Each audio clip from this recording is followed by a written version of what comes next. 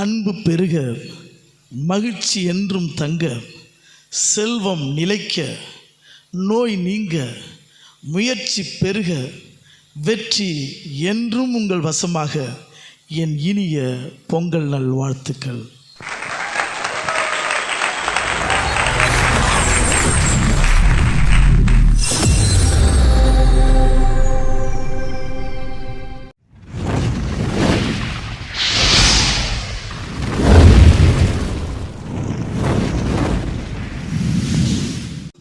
இயேசு கிறிஸ்துவின் நாமத்தில் உங்கள் அனைவருக்கும் வாழ்த்துக்கள்.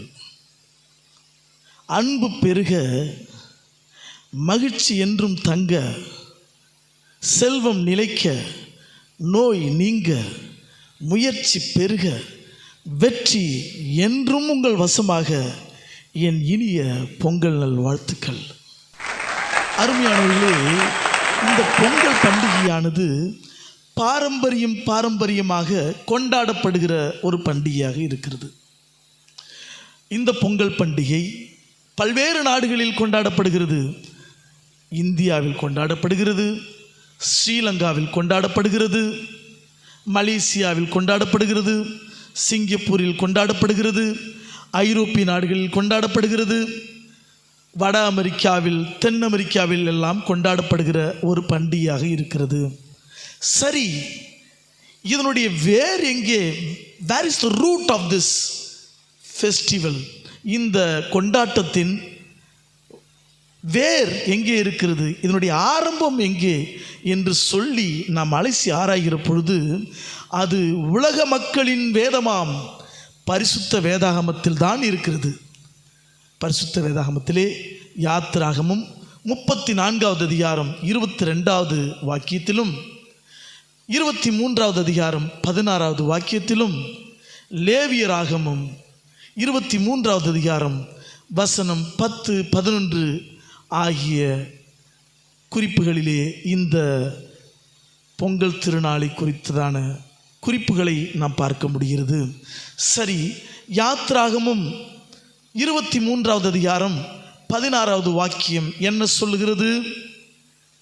நீ உன் வயலில் விதைத்த உன் பயிர் வேலைகளின் முதற் பலனை செலுத்துகிற அறுப்பு கால பண்டிகையையும், வருஷ முடிவிலே நீ வயலில் உன் வேலைகளின் பலனை சேர்த்து தீர்ந்தபோது சேர்ப்பு கால பண்டிகையையும் ஆசரிப்பாயாக.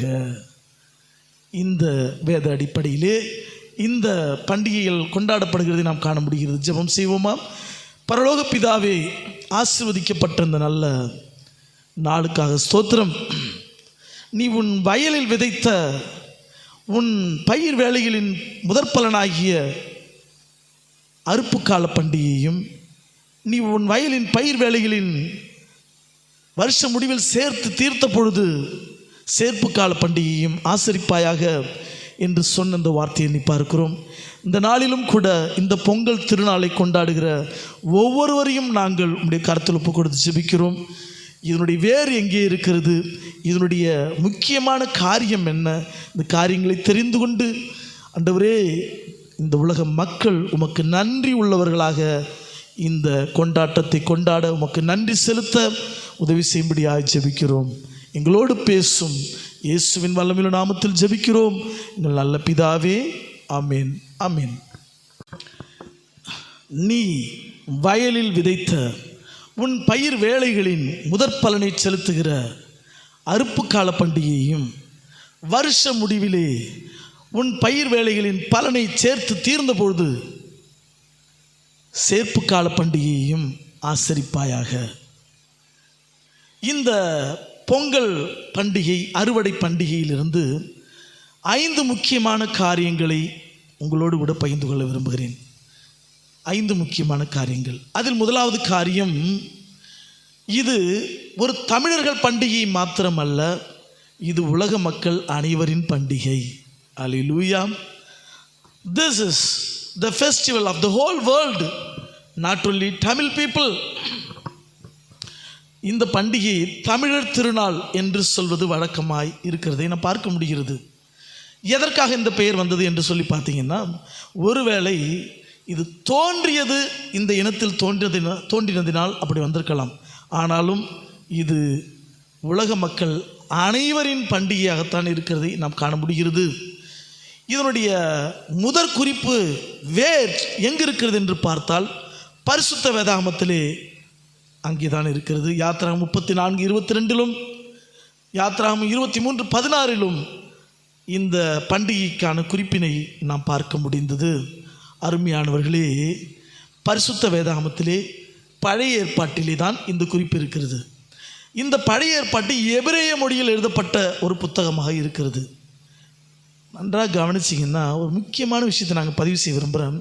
உலகத்தில் இருக்கிற எல்லா மொழிகளிலும் தமிழ் மொழிக்கு மாத்திரமே அதற்குரிய எல்லா சொற்களுக்குமான வேர்ச்சொல் அதே தமிழ் மொழியில் இருக்கிறது. மற்ற மொழிகளுடைய வேர்ச்சொற்கள் எல்லாம் தமிழில் தான் இருக்கிறது அல்லது வேறு மொழியில் இருக்கிறது. இங்கே எபிரேய மொழியில் எழுதப்பட்ட அந்த சொற்களுடைய வேர் சொற்கள் எல்லாம் தமிழில் இருக்கிறதை நாம் காண முடிகிறது.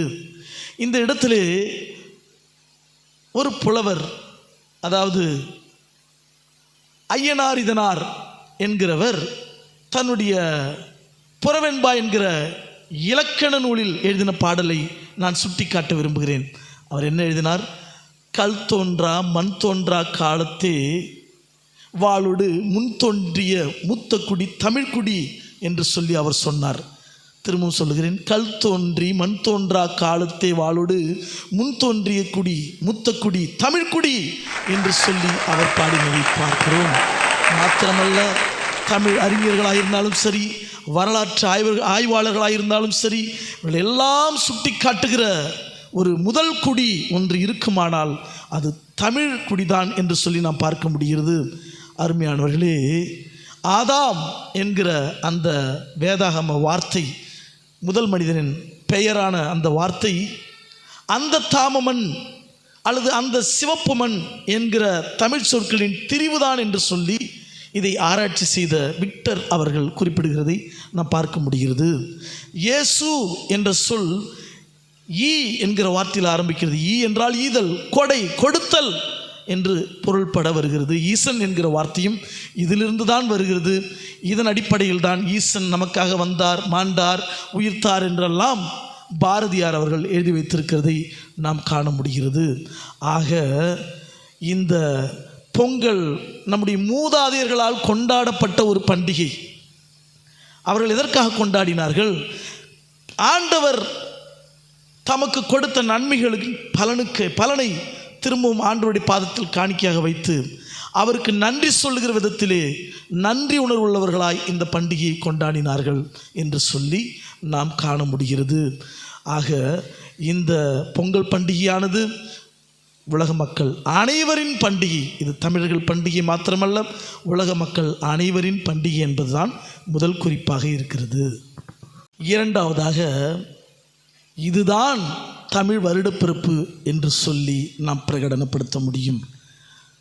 தை ஒன்றுதான் தமிழர்களின் வருடப்பிறப்பு என்று சொன்னால் அது மிகையாகாது. அதில் எந்த மாற்று கருத்தும் இருக்க வாய்ப்பு இல்லை. ஏனென்றால் அநேக கல்வியாளர்கள் திரு மறைமலை அடிகளார் அவர்கள் தலைமையிலே ஒன்று கூடி திரு வி. கல்யாண சுந்தரனார், தமிழ் காவலர் கா. சுப்பிரமணியம் பிள்ளை, சைவப்பெரியார் சச்சிதானந்த பிள்ளை, நாவலர் நாமு வெங்கடசாமி நாட்டார், நாவலர் சோமசுந்தர பாரதியார், முத்தமிழ் காவலர் சி. ஆ. பே. விஸ்வநாதம், இப்படி பல்வேறு கல்வியாளர்கள் ஆய்வாளர்கள் எல்லாம் ஒன்று சேர்ந்து தமிழ் இலக்கியங்கள் குறிப்பிடுகின்ற தமிழ் வருடப்பிறப்பு தை ஒன்றுதான் தமிழர்களின் வருடப்பிறப்பு என்பதை அவர்கள் ஏற்றுக்கொண்டார்கள். அதை பிரகடனப்படுத்தினார்கள். தை பிறந்தால் வழி பிறக்கும் என்று சொல்லி நமக்கு அந்த வார்த்தை வருகிறதை நாம் பார்க்கிறோம். தை பிறக்கும் பொழுது அங்கு அறுவடை உண்டாகிறது, அங்கு புது வழி பிறக்கிறது, புது வருடம் பிறக்கிறது, புது மாதம் பிறக்கிறது, புது நாள் பிறக்கிறது. எனவே தை பிறந்தால் வழி பிறக்கும் என்று சொல்லி சொன்னார்கள். அருமையானவர்களே, சித்திரை ஒன்று வருடப்பிறப்பு என்பது பல ஆபாச கதைகளை உள்ளடக்கி வருகிற ஒரு காரியமாக இருக்கிறது. நாரதர் கிருஷ்ணனை பார்க்க போனாராம், அங்கு அவர் பெண்ணாக மாறிவிட்டாராம், இந்த இருவருக்கும் இடையே உடலுறவு ஏற்பட்டதாம், 60 குழந்தைகளை பெற்றெடுத்தார்களாம், அந்த 60 குழந்தைகள் தான் 60 வருடங்களாம். இப்படிப்பட்ட ஆபாச கதைகள் எங்களுக்கு வேண்டாம் என்று சொல்லி முன்னாள் முதல்வர் டாக்டர் கலைஞர் அவர்கள் இப்படிப்பட்ட கல்வியாளர்கள் சொன்ன கூற்றின்படி தை ஒன்றுதான் தமிழர்களின் வருடப்பிறப்பு என்பதை பிரகடனப்படுத்தினார். இந்த பொங்கல் நன்னாளிலே இரண்டாவதாக நாம் பார்க்கக்கூடிய காரியம், தை ஒன்றே தமிழர்களின் வருடப்பிறப்பாக இருக்கிறது. வேதம் சொல்கிறது, சங்கீதம் 65:11 பார்க்கிறோம், அவர் வருஷத்தை நன்மையினால் முடிசூட்டுகிறார். இந்த வருடத்தை அவர் உங்களுக்கு நன்மையால் முடிசூட்டுகிறார். உங்கள் பாதைகள் நெய்யாய் பொழியும், கர்த்தருடைய கரம் உங்களை வழிநடத்தும். இரண்டாவது காரியம், தை ஒன்றே தமிழர்களின் வருடப்பிறப்பு என்ற குறிப்பு தான். மூன்றாவதாக, இந்த பொங்கல் திருநாள் என்பது அடிப்படையில் ஒரு அறுவடை பண்டிகை. பொங்கல் திருநாள் என்பது அடிப்படையில் ஒரு அறுவடை பண்டிகை. யாத்ராகமம் 23:16 நாம் பார்த்தோம், நீ வயலில் உன் பயிர் வேலைகளின் முதற் பலனை செலுத்துகிற அறுப்பு கால பண்டிகையை, வருஷ முடிவிலே நீ வயலில் உன் பயிர் வேலைகளின் பலனை சேர்த்து தீர்ந்தபோது சேர்ப்பு கால பண்டிகையையும் ஆசரிப்பாயாக என்று சொல்லி அங்கே போடப்பட்டிருக்கிறதை பார்க்கிறோம். ஆக இது ஒரு அறுவடை திருநாள். நன்றாக கவனிங்கள், அறுவடை இல்லைன்னா உணவில்லை. இன்னொரு விதத்தில் சொல்லணும்னா, விவசாயி இல்லை என்றால் உணவில்லை. சிலர் சேற்றிலே கால் வைப்பதினால்தான் பலர் சோற்றிலே கை வைக்கிறார்கள். இல்லை என்றால் சோற்றில் கை வைக்க முடியாது. நான் தான் இப்போ என்ன விவசாயமாக பண்ணுறேன், நான் எதுக்கு அதை கொண்டாடணும்? நோ நோ நோ நோ, அப்படி சொல்லாதீர்கள். நீ விவசாயம் செய்தால் என்ன, செய்யாவிட்டால் என்ன, செய்கிறவர்களுக்காக நன்றி சொல். அவர்கள் மூலமாய் உனக்கு கிடைத்த உணவிற்காய் நன்றி சொல். உன் உழைப்பின் பலனை நீ பெற்றிருக்கிறாய் அல்லவா, ஏதோ ஒரு விதத்தில் உழைத்து ஒரு பலனை பெற்றிருக்கிறார் அல்லவா, அந்த பலனுக்காக நன்றி சொல். அவருக்கு நன்றி சொல்லுகிற நாளாய் இந்த நாளை நியமித்துக்கொள். அறுவடை, இது ஒரு அறுவடை பண்டிகை. அறுவடை, இது ஒரு செழிப்பின் நாள். ஆண்டவர் செழிப்பை கட்டளையிடுகிற தேவன். வேதம் சொல்லுகிறது, ஊழியக்காரனின் சுகத்தை விரும்புகிற தேவன் என்று. இன்னொரு மொழியாக்கம் சொல்லுகிறது, ஊழியக்காரரின் செழிப்பை விரும்புகிற தேவன். உங்களுடைய செழிப்பை அவர் விரும்புகிற தேவனாயிருக்கிறார். எனவே இது ஒரு அறுவடை பண்டிகை என்பது மூன்றாவது குறிப்பாக நீங்கள் ஞாபகம் வைத்துக் கொள்ளுங்கள். இந்த பொங்கல் பண்டிகை குறித்ததான நான்காவது காரியம், it reminds us to eliminate all the evils of the past and hold on to the good of the future. பழைய தீமைகளை எல்லாவற்றையும் களைந்துவிட்டு எதிர்காலத்திற்குரிய நன்மைகளை பிடித்துக் கொள்வதை இது நமக்கு ஞாபகப்படுத்துகிறது. அதாவது தீமைகளை எல்லாம் களைந்துவிட்டு நன்மைகளை பற்றி கொள்வதை இது நமக்கு உணர்த்துகிறதாக இருக்கிறதை பார்க்கிறோம். அருமையானவர்களே, நீங்கள் நன்றாக கவனித்து பாருங்கள். பொங்கல் என்கிற இந்த திருநாள் 4 நாட்கள் கொண்டாடப்படுகிற ஒரு பெரிய பண்டிகை. முதல் நாளில் போகி பண்டிகை கொண்டாடப்படுகிறது. அந்த பண்டிகையிலே தேவையில்லாத பொருட்கள் எல்லாம் எரிக்கப்படுகின்றன, சுத்தம் மேற்கொள்ளப்படுகிறது. 2ஆம் நாளிலே பொங்கல் வைத்து சந்தோஷமாக அதை உண்கிறார்கள். இது it shows a sign of prosperity. இது செழிப்பை உணர்த்துகிற ஒரு காரியமாக இருக்கிறது. 3ஆவது நாளிலே மாட்டுப் பொங்கல், அதாவது தங்களுக்கு உதவி செய்த கால்நடைகளுக்கு ஒரு சிறப்பு கவனத்தை அவர்கள் கொடுக்கிறார்கள். Special care is given to the cattle. இது 3ஆவது நாள். 4ஆவது காணும் பொங்கல். இந்த நாளிலே அவர்கள் ஒவ்வொருவரும் வெளியே சென்று தங்களுடைய வாழ்க்கையிலே ஒரு இளைப்பாறுதலை பெற்றுக்கொள்வதாக அமைகிறது. தங்களுடைய உறவினர்களை சென்று பார்ப்பது, தங்களுடைய நண்பர்களை சென்று பார்ப்பது, இப்படியெல்லாம் அந்த நாள் கொண்டாடப்படுகிறதை நாம் காண முடிகிறது. இதில் இந்த முதல் நாள் பண்டிகைக்கு வருவோம், போகி பண்டிகை. இங்கே சுத்தம் மேற்கொள்ளப்படுகிறது. தேவையில்லாத பொருட்கள் எல்லாம் எரித்து போடப்படுகின்றன. சுத்தம் என்று சொல்கிற பொழுது 2 வகையான சுத்தம். ஒன்று ஃபிசிக்கல் கிளீனிங், இன்னொன்று ஸ்பிரிச்சுவல் கிளீனிங். சரீர பிரகாரமான சுத்தத்தை மேற்கொள்ளுதல், ஆவிக்குரிய பிரகாரமான சுத்தத்தை மேற்கொள்ளுதல், 2 விஷயம். சரீர பிரகாரமான வெளிப்பிரகாரமான சுத்தம் யார் வேண்டுமானாலும் தங்களுக்கு இருக்கிற பொதுவான அறிவு, காமன் சென்ஸ், கர்த்தர் கொடுத்த பலன், அதன் அடிப்படையில் வைத்து செய்ய முடியும். இது யார் வேணாலும் செய்யலாம்.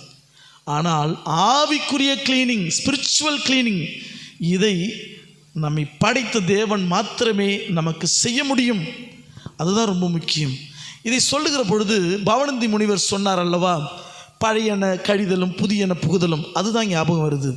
அருமையானவர்களே, இங்கே நம்மை படைத்த தெய்வமே ஆவிக்குரிய சுத்தத்தை நமக்கு செய்ய முடியுமே ஒழிய ஒருவன் தன்னைத்தானே சுத்திகரித்து கொள்ள முடியாது. திருக்குறள் ஒன்று இவ்வாறாக வருகிறது: நீரின்றி அமையாது உலகினின் யார் யாருக்கும் வானின்றி அமையாது ஒழுக்கு என்று சொல்லப்படுகிறது. அதாவது இந்த உலகத்தில் நீர் இல்லாமல் எப்படி ஒருவன் சுத்தமாய் வாழ முடியாதோ, அதே போல வான் என்கிற பரிசுத்த ஆவியானவருடைய துணை இல்லாமல் இந்த உலகத்தில் ஒருவன் பரிசுத்தமாய் ஒழுக்கமாய் வாழ முடியாது என்பதை அது உணர்த்துகிறதாக அமைகிறது. அல்லேலூயா. அருமையானவர்களே, மாத்திரமல்ல, அவரே நம்மை சுத்தப்படுத்துகிற தேவனாய் இருக்கிறார். ஆவிக்குரிய சுத்தம், ஸ்பிரிச்சுவல் கிளீனிங். ஏசாயா 43:11 பார்க்கிறோம், நானே இரட்சகர், என்னை இல்லாமல் வேறு இரட்சகர் இல்லை என்று அங்கே தேவன் பிரகடனப்படுத்துகிறார். அவர்தான் நம்மை ரட்சிக்க முடியும். மாத்திரமல்ல, மத்தேயு 1:21 இயேசு கிறிஸ்து தம்முடைய ஜனங்களின் பாவங்களை நீக்கி அவர்களை சுத்திகரிப்பார் என்று சொல்லப்படுகிறது. ஆக அவரே நம்மை சுத்தம் பண்ணுகிற தேவன்.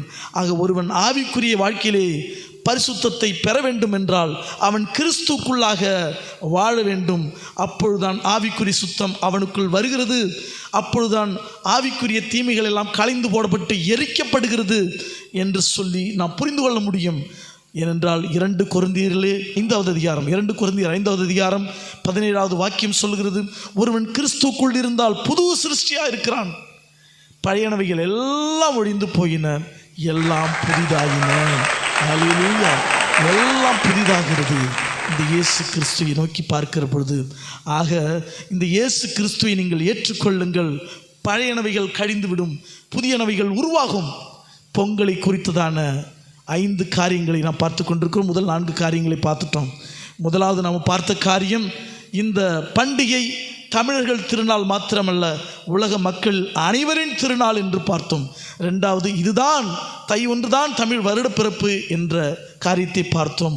3வதாக, இந்த பண்டிகை அடிப்படையில் ஒரு அறுவடை திருநாள் என்பதை பார்த்தோம்.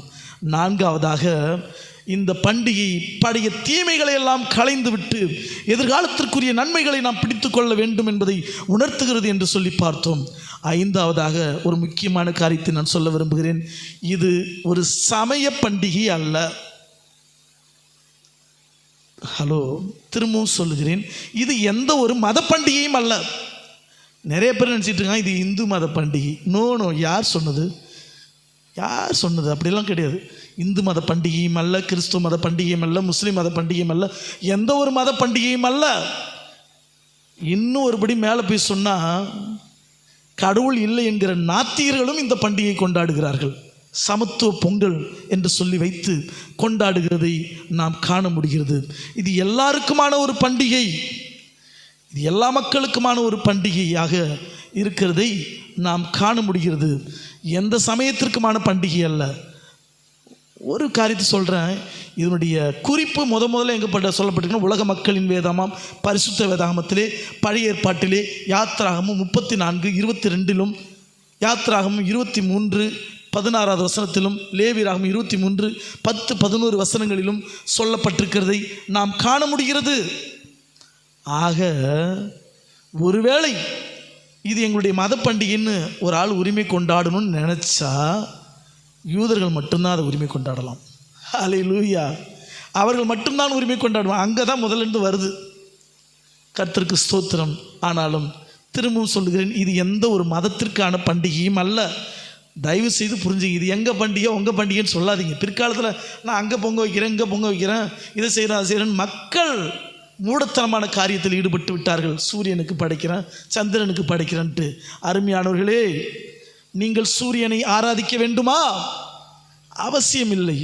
அருமையானவர்களே, நீங்கள் சந்திரனை ஆராதிக்க வேண்டுமா? அவசியமில்லை. அருமையானவர்களே, நீங்கள் கால்நடைகளை வழிபட வேண்டுமா? தேவையில்லை. அருமையானவர்களே, நீங்கள் மழையை தொழுது கொள்ள வேண்டுமா? தேவையில்லை. அருமையானவர்களே, நீங்கள் ஏதாவது படைப்புகளை சிருஷ்டிகளை தொழுது சேவிக்க வேண்டுமா? அவசியமே இல்லை. சிருஷ்டிகரை தொழுது சேவியுங்கள். வேதம் சொல்லுகிறது, மனிதன் சிருஷ்டிகரை விட்டு சிருஷ்டிகளை தொழுது சேவித்தானாம். பெரிய பாவம், படைச்சவரை விட்டுட்டானாம். படைத்த பொருட்களெல்லாம் வணங்க ஆரம்பிச்சிட்டான், வழிபட ஆரம்பிச்சிட்டான். இந்த தவறை செய்யாதீர்கள். படைத்தவர் வாக்கியோவை பிரம்ம, வார்த்தையே படைத்தவர் என்று பிருகத்தாரணி உபநிடத்திலே பார்க்கிறோம். அந்த வார்த்தை யார் என்று அங்கே சொல்லப்படவில்லை. பரிசுத்த வேதாகமம் யோவான் எழுதின சுவிசேஷம் 1வது அதிகாரத்தில் முதல் வசனங்கள் தெளிவாக சொல்லுகிறது, ஆதியிலே வார்த்தை இருந்தது, அந்த வார்த்தை தேவனிடம் இருந்தது, அந்த வார்த்தை தேவனாய் இருந்தது என்று சொல்லுகிறது. அந்த வார்த்தை மனிதனானார் என்று அந்த அதிகாரத்தில் சொல்லப்படுகிறது. 3வது வசனம் சொல்லுகிறது, சகலமும் இந்த வார்த்தையாகி இயேசு கிறிஸ்துவினால் உண்டானதென்றும் இந்த வார்த்தையாகி இயேசு கிறிஸ்துவினால் அல்லாமல் உண்டாக்கப்படவில்லை என்று அங்கே சொல்லப்படுகிறதை பார்க்கிறோம். ஆக வார்த்தை தான் படைத்தவர், அவரைத்தான் நாம் வழிபட வேண்டுமே ஒழிய இந்த உலகத்திலே எந்த பொருட்களையும் அல்ல. இந்த பொங்கல் திருநாளிலும் கூட நீங்கள் இந்த உலக சிருஷ்டிகளை தொழுது சேவிக்காதீர்கள். உங்களை படைத்த தேவனை துதியுங்கள். உன்னையும் என்னையும் படைத்தவரை, இந்த உலகத்தில் உள்ள ஒவ்வொரு வானத்தையும் பூமியும் அண்ட சராசரங்களையும் படைத்த ஒரே தேவன் இயேசு கிறிஸ்து, அவரை மாத்திரமே தொழுது சேவியுங்கள். அவருக்கு நன்றி உள்ளவர்களாயிருங்கள். அவர் உங்களுக்கு கொடுத்த ஆசீர்வாதங்களுக்காக, செழிப்பிற்காக, செல்வத்திற்காக, சுகத்திற்காக, பலத்திற்காக நன்றி செலுத்துங்கள். இதுதான் நீங்கள் கொண்டாடுகிற அர்த்தமுள்ள பொங்கல் கொண்டாட்டமாக இருக்கும். அருமையான தேவ ஊழியர்களே, தேவ ஜனங்களே, நீ விதைத்த உன் வயலின் பயிர் வேலைகளின்